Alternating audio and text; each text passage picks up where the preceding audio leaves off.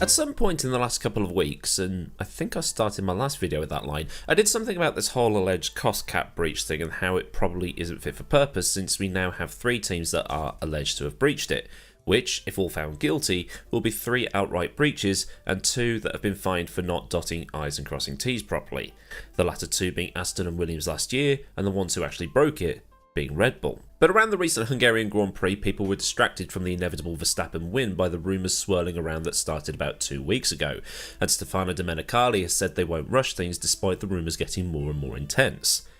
According to Domenicali, the paperwork is still being looked at and there needs to be a time frame allocated to start going, these guys, and these guys, and that all the rumours and speculation going around are completely unfounded and nobody has done anything wrong.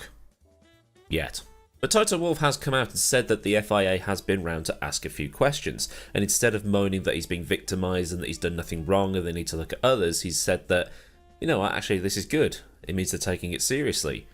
He also said that Mercedes' audit was finalised and everything seemed okay on their end, but this has got a lot of people rubbing their hands together with glee, saying that Mercedes had done what Red Bull did last year.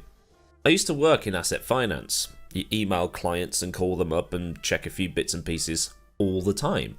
You dot those I's and you cross those T's. But what this then does is it brings things back to the rumours surrounding who has actually busted the cap and who hasn't.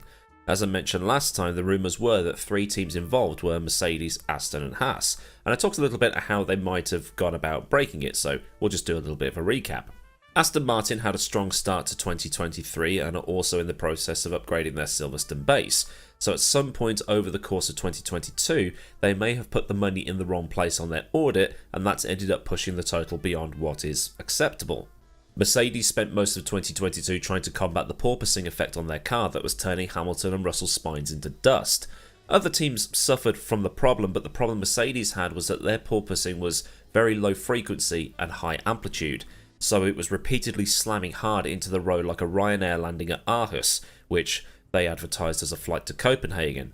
The others had porpoising at a higher frequency, lower amplitude. Magnussen, Ricciardo and Norris all complained of back problems, and Magnussen was experiencing nerve issues because of it. I guess people focused on Mercedes because they were the big team that had fallen backwards. And Haas? Well, in the last video I asked how the hell they'd managed to do it due to having the smallest budget of any of the teams on the grid, and people in the comments were trying to work it out as well, as if it was just a rumour plucked out of thin air, which it probably is. But Mick Schumacher did snap the car in 2 at Monaco and Jeddah, and rebuilds aren't cheap. Those steering wheels are like 50 grand. But who exactly that has broken the cost cap depends on which tweet or which article you read online. I've read 4 just within the last 10 minutes. Every single one has cited a different outlet with different outcomes. Originally, it was Haas, Mercedes and Aston. Then it was Mercedes, Alpine and Aston. But then on Sunday, L'Equipe in France along with Automotor und Sport in Germany said it was Aston, Mercedes and Red Bull. Again. It has to be said here that L'Equipe's exact words were that these 3 teams needed to submit additional information, which isn't the same as these 3 busted the cap. But then again, this is the internet. Too many people read a headline without reading all of it, or they read something, put 2 and 2 together, and get 9. So you know what? Let's humour that rumour. Again. And at no point here am I saying it was Red Bull. Red Bull got caught cheating. Red Bull got caught breaking it again. They're idiots. Give the championship to Charles, cost capping and so on. We're going to look at how, if indeed they have broken it, and how does this make things look at a bigger level. I mean, Humour the Rumour does sound like a good name for a wider series, but Naturally, Christian Horner has come out saying we're well within the cap. We're several million within the cap. We did very little development over 2022 and we had very little in crash damage. Where people are asking questions is, what the hell is Helmut Marko doing in your organisation? Because some of the other teams have asked for clarification. As I mentioned in the previous video where I outlined what is and what is not covered by the cost cap, the 2 drivers and the 3 top earning members of the team are not covered. So at Red Bull, assume it's Horner, Newey and man number 3. I mean, why can't it be the top 5 so I can make a Mambo number 5 gag? But, you know, Newey might be paid as a consultant, in which case just pick a member of the team to go in that 3rd slot. And you might be thinking, you forgot Marko. But that's the thing, I haven't. Because he's not on the list of the 3 highest paid earners.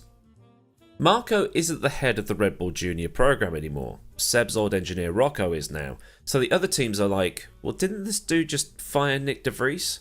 So what's he doing? This is the same Marco going to the papers every 2 or 3 days, so is he a pundit? What are they actually paying this guy to do, and how much are they paying him to do it? And where is that money coming from? Is Marco being paid by Red Bull Racing, or is he being paid by Red Bull? Bear in mind as well that the FIA has shut down all the loopholes to stop teams from creating shell companies and paying advisor fees or consultancy fees to get around the cost cap.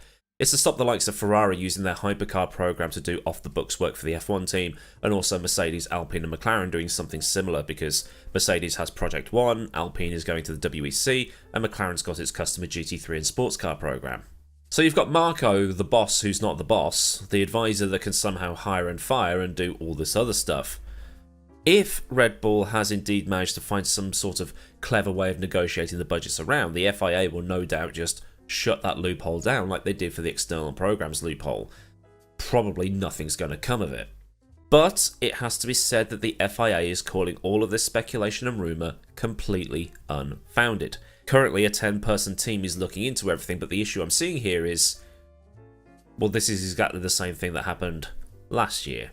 Before, I clarified L'Equipe's wording in their story, because as we have all seen at some point, people exaggerate things or flat out just make up any old stuff for engagement and clicks. But the thing is, last year people were saying exactly that. Horner said exactly that. This is all speculation, we've done nothing wrong, it's all salty rivals, it's salty Mercedes fans, it's sore losers. Words that ended up biting everybody in the arse as it turns out, because Red Bull had breached the cost cap. And if this happens again, there's going to be meltdown, especially given how dominant they've been this year, which in turn makes the whole cost cap thing look like a waste of time, like I did in the last video, which is what that video was about. This is more about the whole speculation thing, and the sport just ends up looking stupid. If Red Bull have breached the cost cap again, I'm staying the hell off Twitter or X or whatever Elon's done to it. X gon' give it to you. And in 2023, I'm staring at a comment on a thread saying, more wild speculation to drive page views and clicks. F1 websites these days are like Hello Magazine than anything serious. It's deja vu all over again, which is a brilliant John Fogerty song, by the way. But it is funny, really. The FIA says that the claims are unfounded. An outlet says that the FIA has said that this is unfounded, and people are just going, this is clickbait. The FIA said nobody's been pulled up, nobody's been certified compliant, the process is still ongoing. Nah mate, you're just trying to get clicks. If clarifying something is clickbait now, I really don't know anymore. But like I say, this is the problem. The rampant speculation turned out to be correct last time. But at the same time, because there's so much clickbait and exaggeration and not reading things properly, the places that are just saying, this is what's going on, and I hope this is one of them, they're just going to get the same treatment as the ones who are just doing it for clicks, with the red arrow pointing at a thing, because it works apparently. At the same time, with only one team and driver winning, what else are we going to talk about? Now, who's buying the sandwiches? So then, a look at the current state of affairs surrounding the whole cost cap debate that's continued to rage on. Shall we just wait for the results, or is this something that's just going to drag on a bit, with the sensationalised stuff drowning out any facts? Let me know down in the comments section and get a discussion going. And while scrolling down, like the video if you've agreed with something I've said, and subscribe with the bell on so you never miss out on anything that's done around here. Massive thanks to the patrons of Patreon, and if you want to help out with the running of this channel, there's a link down in the description, along with links to Discord, socials and other bits and pieces. Well, there's super thanks if you just want to buy me a nice cold drink. So until next time, I've been Aidan Millward, have a great day wherever you are, and goodbye.